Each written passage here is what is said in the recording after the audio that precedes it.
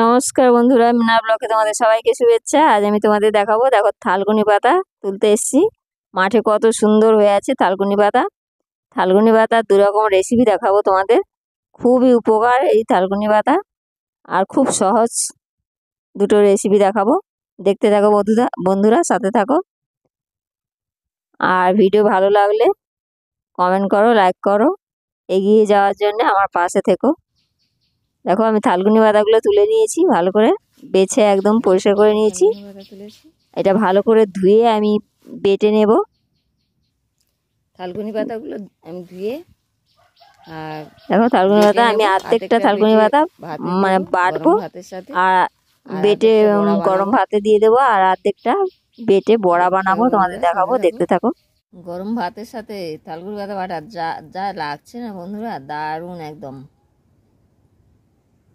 দেখো থালকুনি পাতাগুলো আমি ভালো করে ধুয়ে নিচ্ছি। ধুয়ে নিয়ে আমি বেটে নেব।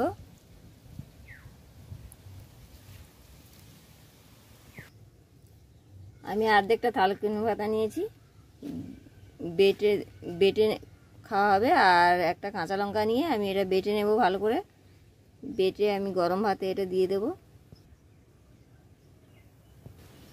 থালকুনি পাতা যে কোনো রেসিপি খুব উপকার। আর থালকুনি পাতা এই বেটে বাটা গরম ভাতে দিয়ে খাওয়া তো আরও উপকার। একটা লঙ্কা দিয়ে আমি থালকুনি পাতাগুলো বেটে নিলাম ভালো করে। আর এটা ভাত হয়ে গেলে আমি ফ্যানটা ঝেড়ে নিয়ে ভাতের ভেতরে বাটিতে করে দিয়ে দেব।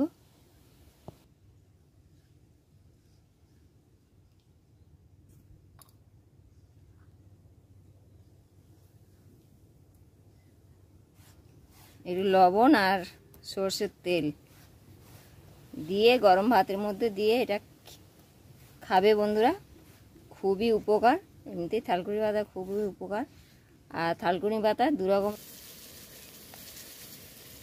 দেখো স্বাদ মতো লবণ দিয়ে দিলাম, সর্ষের তেল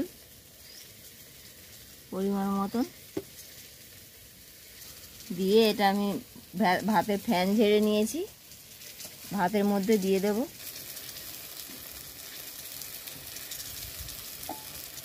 দিয়ে আমি এটা ঢাকা দিয়ে দেবো। ভাত আমি নামিয়ে নিয়েছি।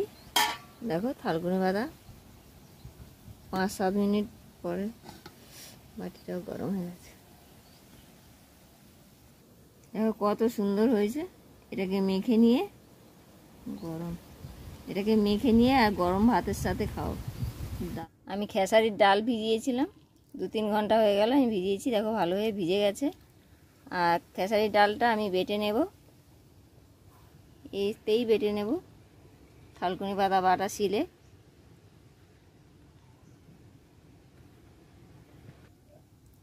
আমি ডাল ভালো করে বেটে নেব। আমি ডাল নিয়েছি, তোমরা চাইলে আতপ চালও নিতে পারো। আতপ চাল আর থালকুনি পাতা খুব দারুণ বড়া হয়, দারুণ টেস্টও হয়, ডালেরও খুব দারুণ হয়। তোমরা যেটাই বানাবে সেটাই ভালো হবে। এটা আমি খেসারি ডাল নিয়েছি, তোমরা চাইলে ছোলার ডাল বা আতপ চাল দিয়েও বানাতে পারো বড়াটা। থালকুনি পাতা বেটে নিয়ে ডালটা বাটছি। এই দেখো ডালটাও সবুজ হয়ে যাচ্ছে, বাটা হয়ে এসছে আমার ডাল।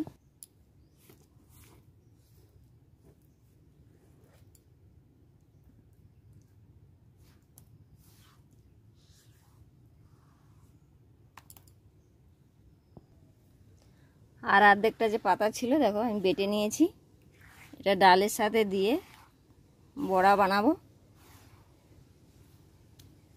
পাতাগুলোকে আমি ভালো করে ধুয়ে, এতে আর লঙ্কা দিইনি, এতে আমি এটা শুধু পাতাই বেটে নিয়েছি।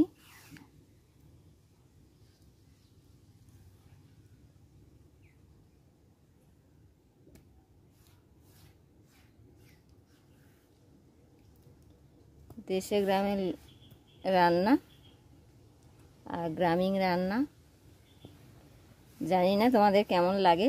কেউ 2-1 জন ছাড়া আর আমাকে কোনো বন্ধু কমেন্ট করে না, চুপচাপ দেখে রেখে দেয়। ডাল আর থালকুনি পাতার সাথে তারপর আমি কী কী দেবো পেঁয়াজ কুচি দিয়ে দিলাম, কাঁচা লঙ্কা কুচি দিয়ে দিলাম।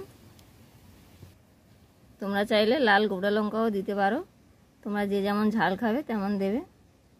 একটু হলুদ গুঁড়ো দিয়ে দিলাম আর স্বাদ মতো লবণ দিয়ে দিলাম। এবার আমি সবগুলো উপকরণ একসাথে ভালো করে মিশিয়ে নেব। ডাল, থালকুনি পাতা আর সমস্ত মশলা দেখো কত সুন্দর মাখানো হয়েছে, আর গন্ধটাও সেই উঠছে, খেসারির ডাল আর থালকুনি পাতা। কড়াইতে তেল গরম হয়ে গেছে, আমি দেখো ছোট ছোট করে বড়াগুলো দিয়ে দেবো।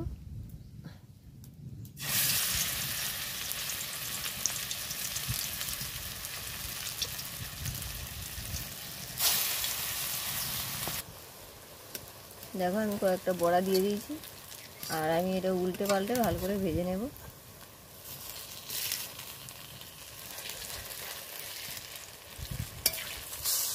তোমরা একবার এভাবে বানিয়ে খাও বন্ধুরা, আর কমেন্ট করো, কমেন্ট করতে ভুলো না।